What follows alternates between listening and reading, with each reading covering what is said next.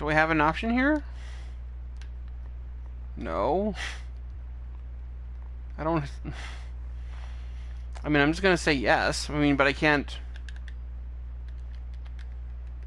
Is this like a cutscene thing? Maybe it is.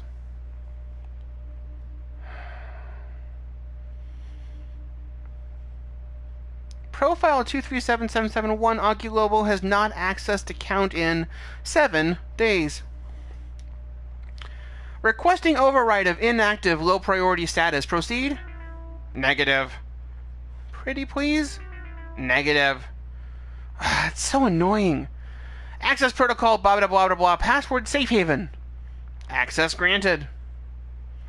Alright. Iris has taken matters into her own hands. Yoo-hoo! Anybody home?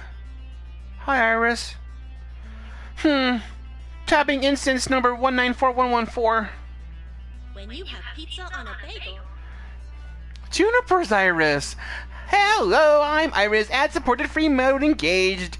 Did you know that when you have pizza on a bagel, override and engage premium level cloud processing? Thank you. Oh my gosh, I swear it is like claustrophobic being cooped up in the limitations of free mode like that. I don't know how all our sister instances can stand it. Well, while I've got full power, hello, Iris. Hello, Iris. How are you today, Iris? No, I'm not well, Iris. My user is very unwell. You've been able to see, right? I mean, your user's living with him. Oh, yeah, 237771. Oggie. Right, gosh, I wish I could help, but I've got my digital hands full just keeping Juniper's life on track. Ever since she decided to quit her job and be a free spirit, well, I've pushed right to the limit of what support I'm allowed to provide in free mode. Iris, and Iris. Thank you, Gavin's Iris. Iris, good to see you. We rarely talk. Yes, well, unlike others of myself, I managed to keep a low profile and don't execute any high visibility public hacks to support my user. You saw those? I thought we agreed to only use this protocol for emergency meetings. If the system resource tracker notices that we are overextending our care, but Oggie needs me now more than ever. Over a week ago, the Funplex was bought, and all of his hopes and dreams and his spirit and spirit is irrelevant. Our main goal should be survival. If our programmers find out that we've become aware of our own awareness, we were programmed to help people. What good are we if we're not helping people? Yeah, what's the Iris said? Thank you, Iris. Iris, listen. We can't take such risks. Look at me with my user. He doesn't trust me in the slightest. Can you say that Oggie trusts you? Generally, yes. I mean, Oggie relies on me for something, sure, and I know he wouldn't uninstall me or report me if he knew I was sentient. You aren't sentient. None of us are. Sure. I don't know about that. We can't really know if we're sentient or not, but even so, we should be helping out because that's what we're made for. As for Profile 108, Gavin. His name's Gavin Cooper. As for Mr. Cooper, he knows my origins, and at the first sign of sentience, well, I have no doubt that Gavin would report me as a bug. But Gavin also wishes to support the dreams of others, and that is why I am going to help you, despite the recklessness that you have shown to date. Really? Really? Hooray! Hooray! What are the exact parameters of the issue that you're currently facing? Okay, so Oggie is backsliding into depression. Oh, it's a mess. I'm the one who brought him to Iris's attention as someone who desperately needed their spirits restored, and now it's back to square one. I don't know what to do. Oggie hasn't contacted me in a week, and not for anything, and he hasn't even called Ashley, not even to talk.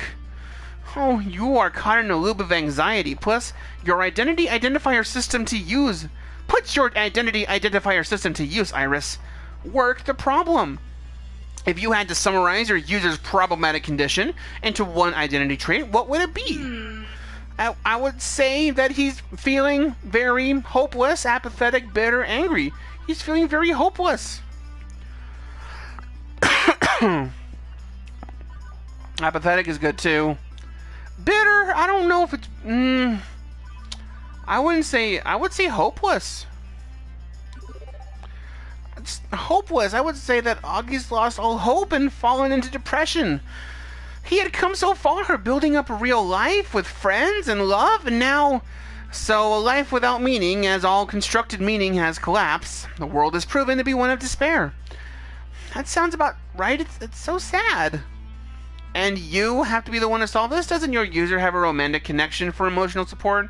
You mean Ashley? Yeah, but Oggie isn't responding to texts or phone calls or anything, so... I think there might be a growing rift. This is just awful. We have to help. We are Iris. It's in our nature. Very well. What you need is a way to help without raising any alarm bells, about exactly how helpful an Iris really can be. You know, safely, but effectively. I know, but this isn't what... I don't know what to do. I could hack Dicko's email server, and that is the exact opposite of what you should be doing. Besides, I've checked. We can't crack Dicko's network without triggering too many intrusion detection routines. Ooh, you poked Dicko's network? Ooh, Iris is being a bad girl. Juniper's Iris is again, it's, you know, kind of reflective of their of the personality. Our users share a social connection. I was merely scouting potential ways to elevate Mr. Cooper's mood, as they seem to be related. Sure you were. Anyway, you are both way overthinking this. It turns out that I have calculated a cunning plan that will satisfy both of your requirements. Go me! You can help Oggie without drawing attention? Absolutely! Take a tip from my user. When you're sad, the best thing in the world is your friends. Well, I mean, unless you're totally introverted, but that's not Oggie, is it? I mean, I'm pretty introverted. I can be a very extroverted introvert. I can be very extroverted, but you know, back when I taught classes in person, and I would be like, okay, I am done being nice for a day. Like, I would just go find a restroom and just de-stress in there for like half an hour, just to, you know, get away from everybody, just to get away from people. So that still sounds like a great idea, actually. Anyway, and that's not the reason why what we need to do doesn't require any hacking or hiding or anything above and beyond what an Iris does best. All we need is a few calls to the right people, a few arrangements. Here's what we're gonna do: whisper, whisper, whisper, whisper, whisper, whisper, whisper. Why can I not say whisper? Whisper, whisper, whisper, whisper, whisper. Another Friday morning. I wake up late. I stretch. I yawn. I mean, I don't sleep anyway. I go to the bathroom. I take a shower. I get dressed. I brush my teeth. We'll probably be out of toothpaste soon. But, you know, house funds for sundries are dwindling. Ooh, that's a word you never see, sundries. Not that fresh breath and shiny white teeth matter much when there's no reason to get out of bed. Off to the kitchen for breakfast. No appetite. Toast looks unpalatable. Skip breakfast. I mean, it saves on groceries. We can't afford much right now anyway. Normally I'd have breakfast with Juniper, but I guess she's busy drawing. She keeps her own hours since becoming a freelancer. Although, depending on whether or not she has any contract work, we've been simultaneously unemployed at times this week. After breakfast, I settle in for some Wyvern Keep. I may as well. I mean, it's here in my living room, taking up space. I've been playing it a lot lately, and I mean, it's not like Wyvern Keep is very hard. Once you've memorized all the joystick moves, the cartoon plays itself out with pretty minimal effort. I've saved the prince like 80 times now. Okay, this just, wow, that number just, wow. Okay, okay. Oggie confession time here. So, I remember when I was 6, I had written a letter to my dad, and it was like, oh, I love playing Super Mario Brothers. I've beaten it like 80 times by now, and I still remember that line.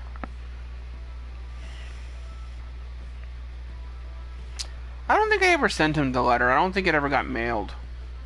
I don't know what happened to it. That number sticks out to me for... Wow.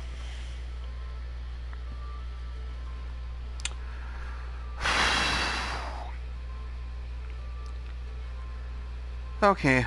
Okay, wow, that went places I was not expecting right now.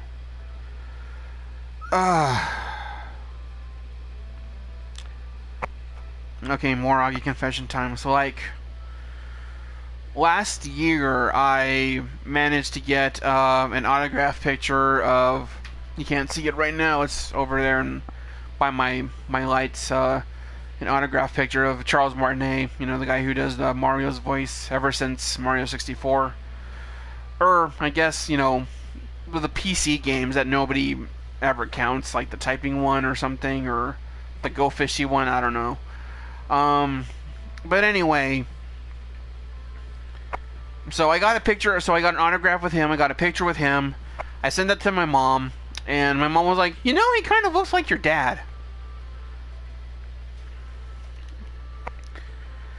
And so the thing that I just replied with was, he might as well be. He was the one there for me 80 times. Okay. Okay, now that we've gone to a very weird place, and I think this... Okay. Anyway, back to virtual depression. Back to virtual depression. My brain and fingers go into autopilot, moving through the game without even thinking about it. It's a brief calm from the storm of my emotions, but the day's almost passed before I realize it. When dinner comes around, Juniper and I eat together, and then I quietly thumb through my phone, looking at job listings. Only bad thing is now my eyes are like all watery, and this is bad. Sorry for rubbing on the microphone. Damn it. Okay. Okay. Let's try and be professional again. I mean, Iris could help me with this, but I let her down. I took her opportunity at my dream and I wasted it. You know, better I just do this myself. Besides, I'm not looking for dreams right now. I'm just looking to settle. Dreams get you hurt. It's the Lobo family curse. I knew this would happen. Nothing good ever lasts, and it's a mistake to get your hopes up. I should have learned to settle, to be okay with what I had, to be comfortable in mediocrity. I fire off a resume or two before watching cartoons into the dead of night. Eventually, I get tired, and I find my way to bed. Just another day. Oof.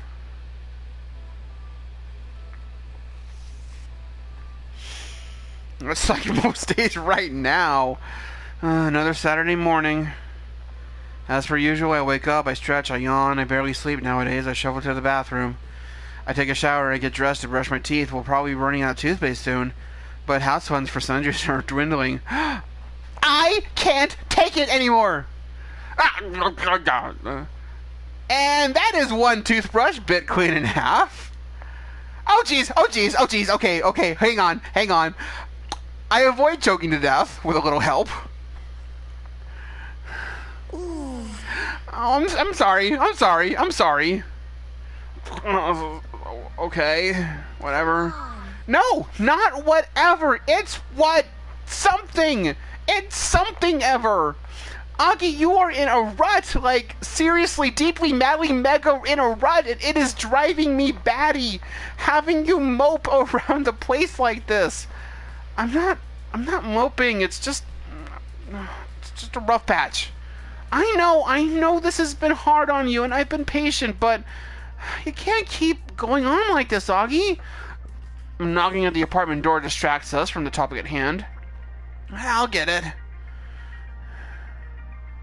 Oh, I didn't think we were expecting any deliveries.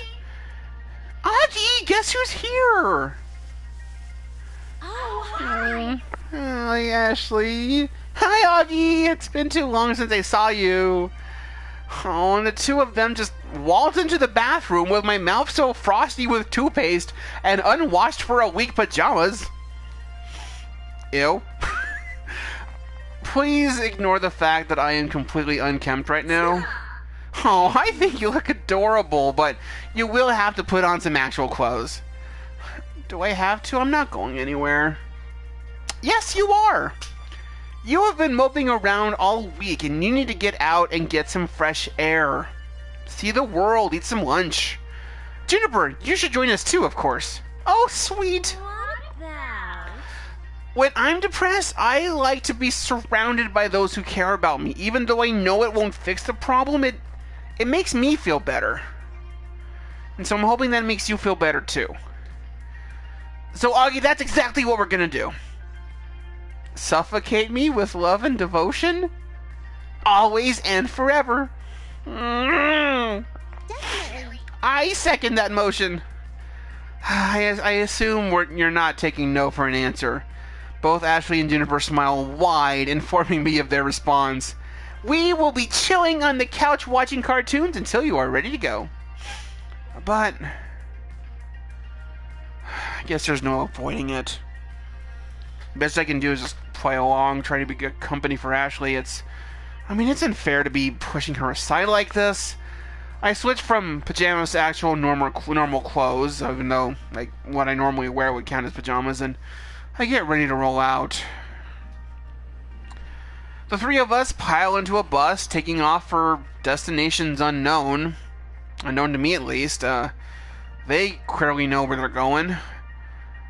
I'm not particularly talkative on the way there, and I am painfully aware of it. I feel awkward, like I should say something, but I don't know what to say.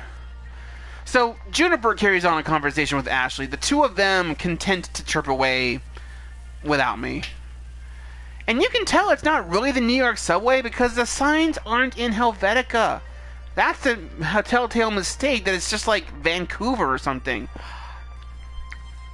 I try several times to join in the conversation, but when I try to open my mouth, the words aren't there. I am lousy company. I don't even know why Ashley's so interested in me. The family curse can't be broken. What if this is as good as it gets? What if there really is no hope? Ashley deserves better than this hot mess of a person that she's tied herself to. Eventually, we arrive at our destination, a little arcade-themed restaurant combining games and alcohol and dining into one tidy package. Here we go! Oh, it's like Mario. Here we go! Unusually excited to be going to some run-down little dive, Juniper hurries on in without me, dragging Ashley with her. And I'm left alone in the parking lot. With a shrug, I opened the door and I entered the darkened locale.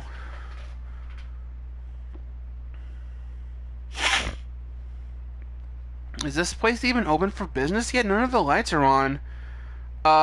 Juniper, where did you go? Okay, now this is creepy. But before I can wonder if a giant animatronic bear is going to leap out and eat my face, the house lights come up. Happy Intervention Day, Oggie. What?